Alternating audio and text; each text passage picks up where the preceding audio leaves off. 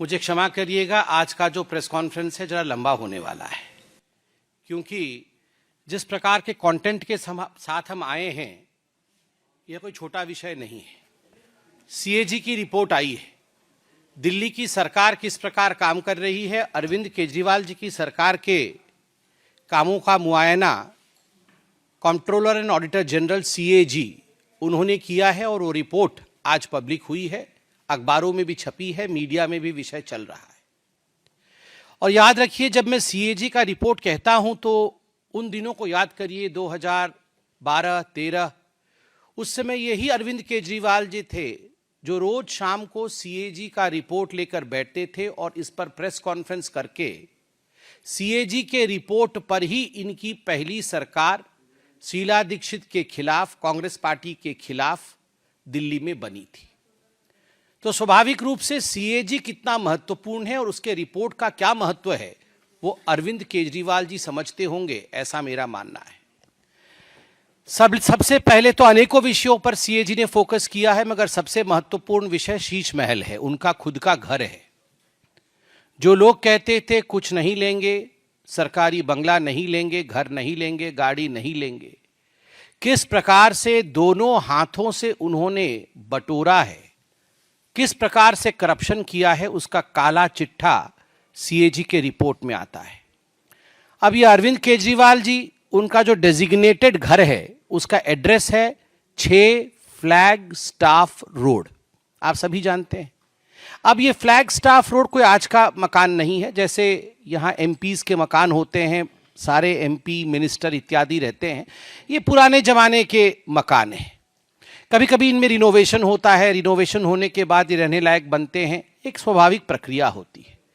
मगर आपको जान के आश्चर्य होगा कि सीएजी की रिपोर्ट कहती है कि 17 मार्च 2020, 17 मार्च 2020 को दिल्ली की पीडब्ल्यूडी डिपार्टमेंट ने एक प्रपोजल दिया कि इस 6 फ्लैग स्टाफ रोड को, केजरीवाल जी के मकान को रीमॉडलिंग करना होगा। और ये रीमॉडलिंग कोई छोटा मोटा काम नहीं होगा, ये पूरा डेमोलिश करके, एक सिंगल स्टोरी बिल्डिंग थी ये, उसको पूरा डेमोलिश करना होगा और उसके ऊपर एक एडिशनल स्टोरी बिल्डिंग बना करके एक और मंजिल ऐड करना होगा और बड़े रूप से इस मकान को बनाना होगा। और ये प्रपोजल दिया 17 मार्च 2020 को पीडब्ल्यूडी डिपार्टमेंट ने, और एक दिन के अंदर ही इस प्रपोजल को मान लिया गया।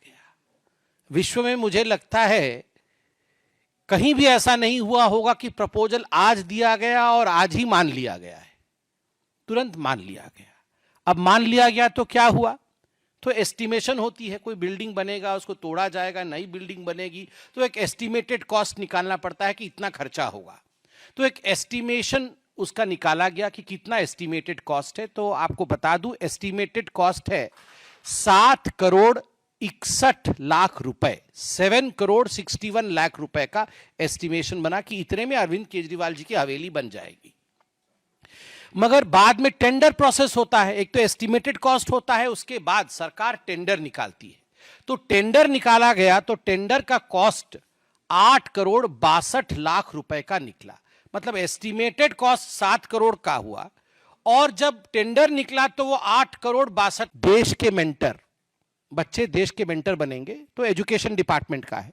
9 अक्टूबर 2021 से 26 अक्टूबर 2021 तक इन्होंने एडवर्टाइजमेंट किया।